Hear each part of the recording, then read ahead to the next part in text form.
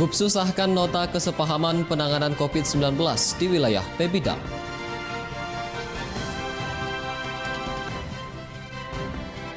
Dituduh mencuri telepon genggam, seorang anak di Asahan diduga menjadi korban penganiayaan.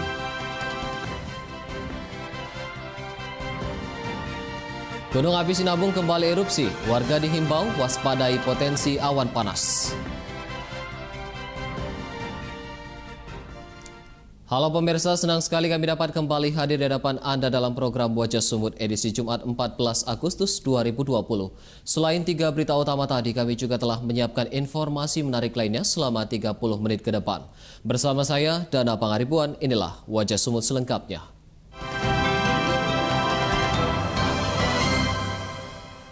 Gubernur Sumatera Utara Edi Rahmayadi resmi mensahkan nota kesepahaman COVID-19 di wilayah Pemidang hari ini. Dalam nota tersebut memuat sanksi administratif denda Rp100.000 bagi warga yang melanggar aturan protap COVID-19. Nota kesepahaman percepatan penanganan COVID-19 di wilayah Kota Medan, Binjai, dan Deli Serdang resmi disahkan hari ini di Posko Satgas COVID-19 Sumatera Utara. Nota ditandatangani Gubernur Sumatera Utara Edi Rahmayadi bersama Sekda Kota Medan Wirya Al-Rahman, Wali Kota Binjai Muhammad Idaham, dan Bupati Deli Serdang Asyari Tambunan. Dalam nota tersebut mengatur tentang penegakan hukum protokol kesehatan yang memuat 4 sanksi, diantaranya sanksi lisan, sanksi tulisan, sanksi administratif, dan sanksi pencabutan izin usaha. Edi Rahmayadi menegaskan akan memberi sanksi administratif berupa denda senilai Rp100.000 bagi warga yang berulang kali melanggar aturan protap COVID-19. Hal tersebut dilakukan sebagai penegakan hukum guna membentuk sikap masyarakat yang patuh dan taat terhadap aturan protokol kesehatan, mengingat 76% angka persebaran COVID-19 ditemukan di wilayah Pemidang. Terhadap masyarakat yang melanggar apa-apa yang sudah diedukasi dan disosialisasikan. Yang pertama adalah teguran. Yang kedua adalah teguran tertulis, tadi teguran lisan, teguran tertulis. Yang ketiga adalah denda berupa finansial. Guna menekan penyebaran virus COVID-19, pemerintah Kota Medan terus menggelar razia masker di sejumlah lokasi di Kota Medan. Dalam razia, masih banyak masyarakat yang belum menggunakan masker dan berusaha kabur menghindari petugas. Beginilah razia masker yang digelar Pemkab Medan di kawasan Istana Maimun dan Masjid Raya Al-Masyhun Medan pada Kamis kemarin. Sejumlah pengendara masih terlihat belum menggunakan masker ketika keluar rumah dan berusaha kabur menghindari petugas. Dalam razia, petugas memberikan tindakan kepada pelanggar berupa penahanan kartu identitas dan sanksi sosial berupa hukuman push-up sesuai Perwal nomor 27 tahun 2020 soal adaptasi kebiasaan baru. Berdasarkan data Satgas COVID-19 Medan per tanggal 13 Agustus, jumlah kasus konfirmasi sudah menembus angka 3.117 kasus dan suspek sebanyak 290 orang.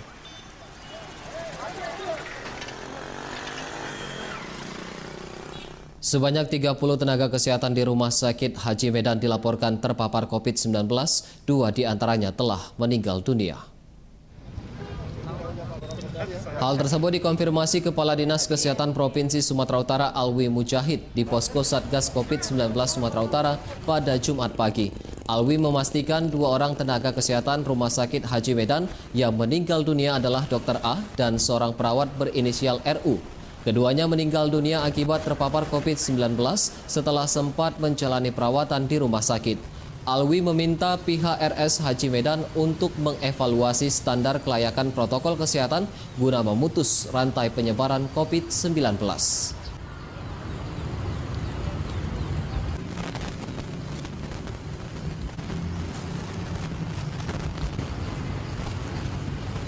Ya, 30. Dari 30 itu 2 orang meninggal. Satu dokter, 1 perawat. Dan kita meminta kepada Rumah Sakit Haji, manajemen Rumah Sakit Haji untuk melakukan langkah-langkah yang bisa menyelesaikan masalah di sana. Sebanyak 8 orang dokter di Kota Medan meninggal dunia akibat terpapar COVID-19. 2 dari 8 dokter tersebut dilaporkan meninggal dunia pada Rabu lalu. Ketua ID Medan Dr. Wijaya Juwarna memastikan 8 orang dokter ID Medan meninggal dunia akibat terpapar COVID-19. 2 dari 8 dokter masing-masing berinisial D dan STB dilaporkan meninggal dunia pada Rabu 12 Agustus lalu setelah sempat menjalani perawatan di Rumah Sakit Rujukan COVID-19. Sementara terkait dengan dana santunan, Ketua ID Cabang Medan mengatakan hanya 3 saja yang baru mendapatkan dana santunan senilai 200 juta rupiah dari Kementerian Kesehatan. Kita dapat berita juga seorang dokter senior berusia 75 tahun, dokter spesialis anak dengan penyakit komorbid ternyata meninggal dunia karena COVID juga di hari yang sama, tepatnya siang ya, tapi kita baru bisa konfirmasi karena yang bersangkutan cukup senior dan data terakhir di ID di tahun 2014. Jadi sudah total 8. Rumah Sakit Darurat Khusus COVID-19 Simalungun memulangkan 6 orang pasien positif COVID-19. Dari data tersebut, jumlah pasien yang dinyatakan sembuh setelah menjalani perawatan di rumah sakit tersebut sudah mencapai 62 orang. Ke-6 pasien COVID-19 dipulangkan setelah dinyatakan negatif dari 2 kali pengujian swab tes. Mereka adalah warga Simalungun yang sempat menjalani perawatan selama 14 hari akibat terpapar COVID-19 di Rumah Sakit Khusus COVID-19 Batu 20 Simalungun. Proses pemulangan pasien ditandai dengan penyerahan surat sehat, bingkisan dan penyematan hiyo sebagai ucapan syukur atas kesembuhan mereka. Dari data tersebut, jumlah pasien yang dinyatakan sembuh setelah menjalani perawatan di rumah sakit tersebut sudah mencapai 62 orang, sementara 9 lainnya masih menjalani perawatan. Ada kita pulangkan hari ini semuanya penduduk dari bandar yang notabene memang mereka bekerja di Semangke.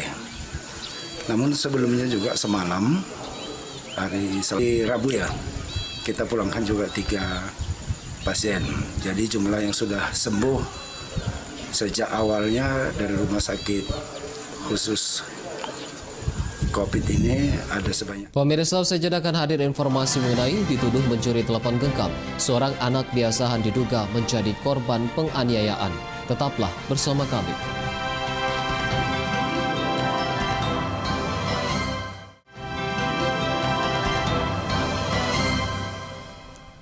Anda masih bersama KB di Wajah Sumut. Dituduh mencuri telepon genggam, seorang anak di Asahan menjadi korban dugaan penganiayaan yang dilakukan 5 orang dewasa.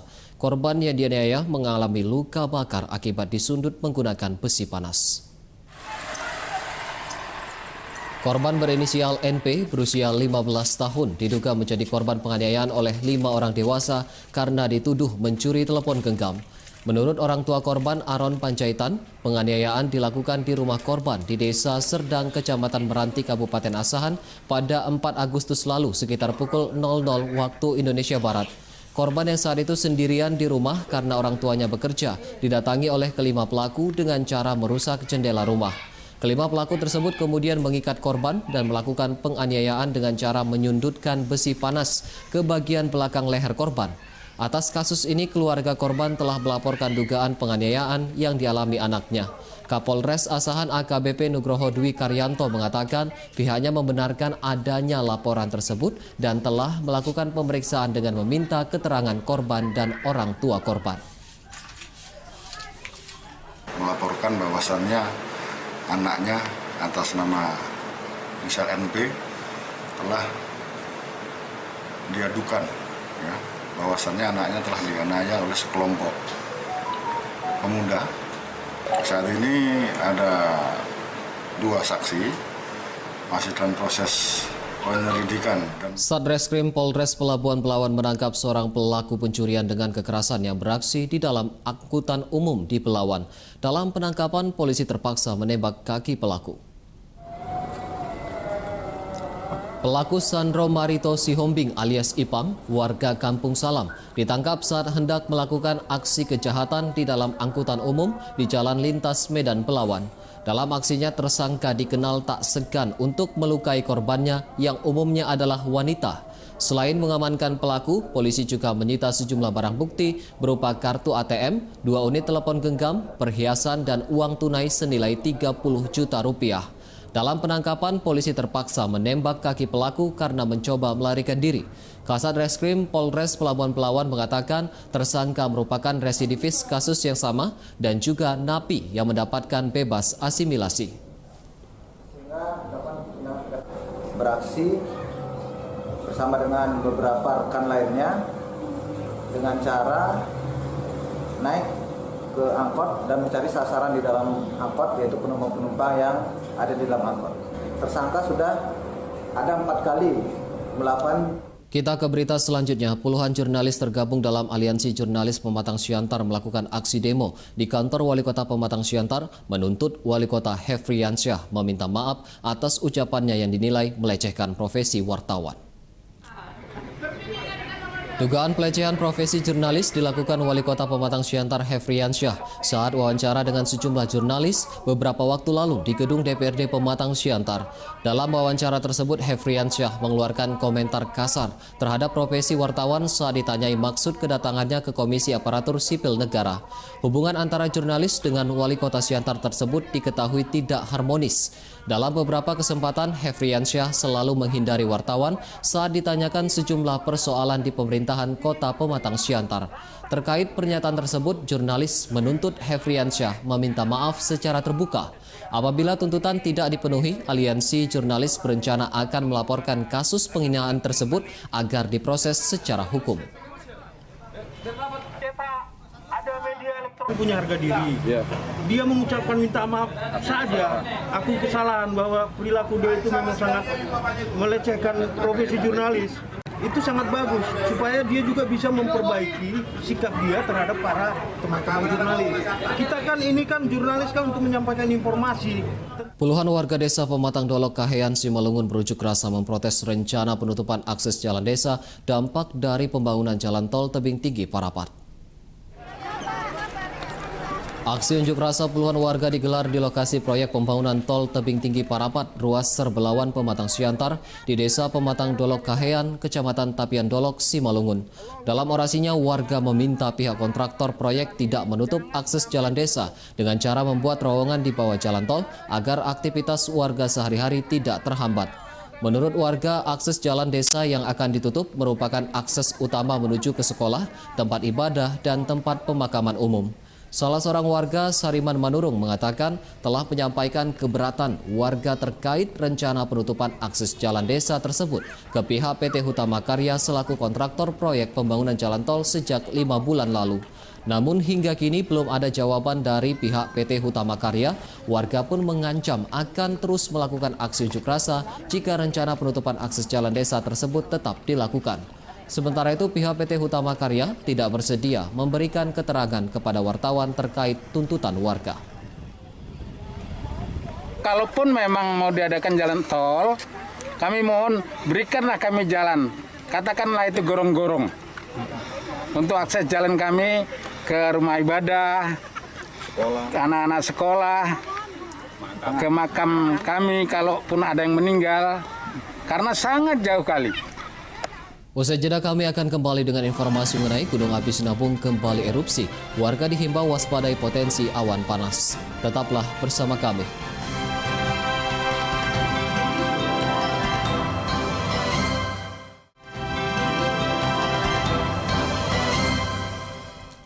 Kembali lagi di Wajah Sumut, erupsi Gunung Api Sinabung kembali terjadi pada Jumat pagi dengan ketinggian kolom abu mencapai 2.100 meter. PVMBG Sinabung menghimbau warga untuk mewaspadai awan panas yang bisa saja terjadi di zona merah Sinabung. Beginilah aktivitas Gunung Sinabung saat terjadi erupsi pada pagi tadi sekitar pukul 10.30 waktu Indonesia Barat dengan ketinggian kolom abu mencapai 2.100 meter di puncak gunung. Kolom abu yang teramati berwarna kelabu dengan intensitas sedang yang condong ke arah tenggara dan selatan. Petugas PVMBG Pos Pemantauan Gunung Api Sinabung menghimbau masyarakat untuk mewaspadai adanya awan panas yang bisa saja terjadi, khususnya di zona merah radius 5 km dari Gunung Sinabung.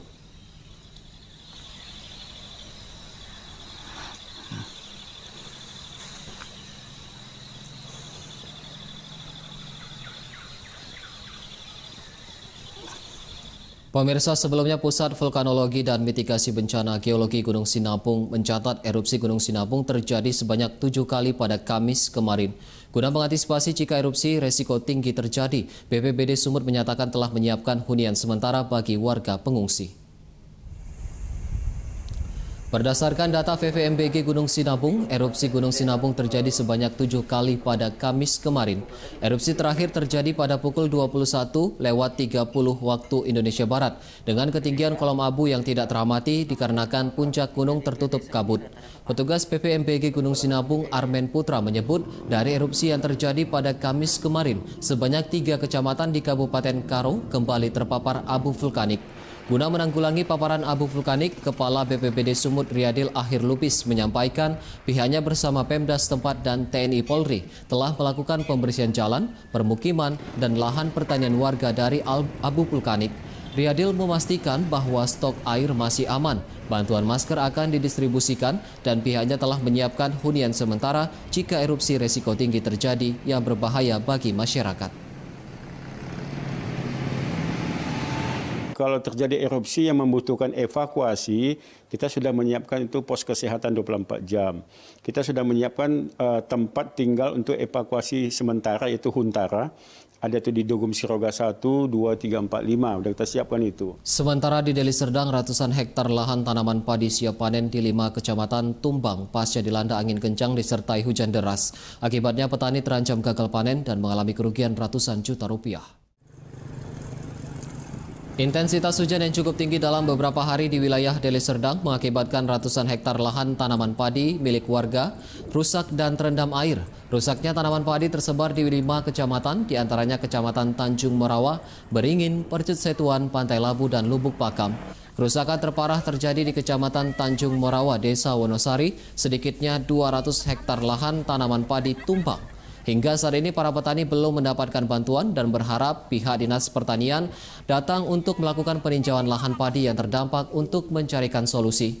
Salah seorang petani, Manahan Sitorus, mengaku untuk menghindari gagal panen, para petani terpaksa mendatangkan pekerja dari daerah lain untuk mengikat padi yang tumbang dengan biaya Rp100.000 per hari.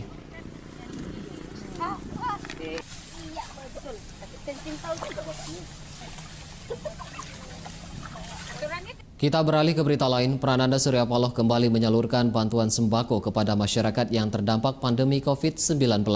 Sebanyak 2 ton beras dibagikan kedua kecamatan di Kabupaten Deli Serdang. Melalui tim Yayasan Prananda Surya Paloh Foundation Medan dan Garda Pemuda Nasdem Sumut, bantuan sembako berupa beras 2 ton dibagikan kepada warga di Kecamatan Kutalimbaru dan Deli Tua, Deli Serdang. Terdapat 2 desa yang belum pernah mendapatkan bantuan sembako selama pandemi, seperti Desa Semencirim, Kutalimbaru, dan Desa Mekarsari, Deli Tua. Pembagian bantuan pun dilakukan secara langsung agar tepat sasaran dengan tetap menerapkan protokol kesehatan. Menurut anggota DPRD Deli Serdang fraksi Partai Nasdem Nusantara Tarigan, pihaknya akan melakukan pendataan ulang warga agar kedepannya mereka dapat diberikan bantuan yang berkelanjutan. Makanya Bapak Prananda memberikan beras kepada masyarakat dengan jumlahnya lebih kurang 2 ton. Untuk harapan ke depan kita apa nih? Ya, harapan kita COVID-19 ini cepat berlalu sehingga seluruh kegiatan masyarakat dapat pulih kembali dengan normal. Menyambut Hari Kemerdekaan Republik Indonesia ke-75 tahun di tengah pandemi COVID-19, Ormas Pemuda Pancasila di Kota Medan menyalurkan puluhan paket sembako kepada warga terdampak COVID-19. Selain bantuan, Ormas tersebut juga mendeklarasikan diri mengawal pelaksanaan Pilwakot Medan Desember mendatang. Sebanyak 50-an paket sembako dibagikan kepada warga terdampak COVID-19 dalam menyambut Hari Kemerdekaan Indonesia yang ke-75 tahun di tengah pandemi COVID-19. Bantuan yang disalurkan berupa 1 karung beras seberat 5 kg, minyak goreng, gula, dan mie instan. Selain membagikan paket sembako, DPC Pemuda Pancasila juga membagikan masker dan mengajak masyarakat untuk tetap menerapkan protokol kesehatan. Dalam kegiatan tersebut, mereka juga mendeklarasikan diri untuk mengawal pelaksanaan Pilwakot Medan Desember mendatang.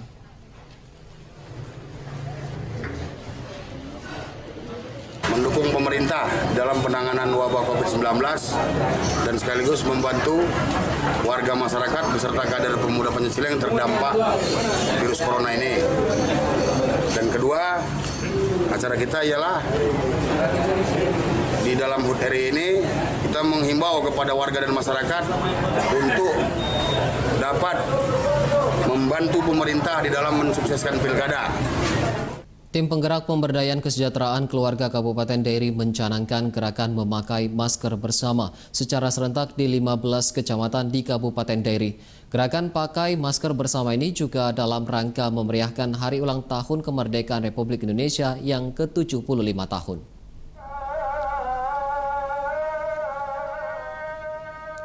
Gebrak masker atau gerakan memakai masker bersama dicanangkan penggerak PKK Kabupaten Dairi sebagai bentuk komitmen bersama guna pencegahan penyebaran COVID-19 khususnya di Kabupaten Dairi. Program tersebut akan dilaksanakan mulai dari tingkat kabupaten, kecamatan, dan desa yang ada di Kabupaten Dairi secara serentak pada 14 Agustus 2020 hari ini. Melalui gerakan ini diharapkan pesan yang akan disampaikan bisa diikuti oleh seluruh lapisan masyarakat. Secara simbolis, kegiatan gebrak masker ditandai dengan pemberian masker kepada 347 warga binaan di rutan kelas 2B Sidikalang. Himbauan penggunaan masker secara serentak juga disampaikan melalui media massa, sosial, dan spanduk guna mencegah penyebaran COVID-19. Seluruh kecamatan serentak semuanya bersama ketua tim penggerak PKK kecamatan kita akan canangkan kembali kampanye memakai masker. Aku sehat, kamu sehat. Begitu tagline-nya. Ya, aku duta kesehatan. Jadi ada 3. Pemirsa, informasi tersebut sekaligus menjadi penutup Wajah Sumut edisi hari ini. Saya Dana Pangaribuan beserta seluruh kru yang bertugas mengucapkan terima kasih atas perhatian Anda. Selamat siang dan sampai jumpa.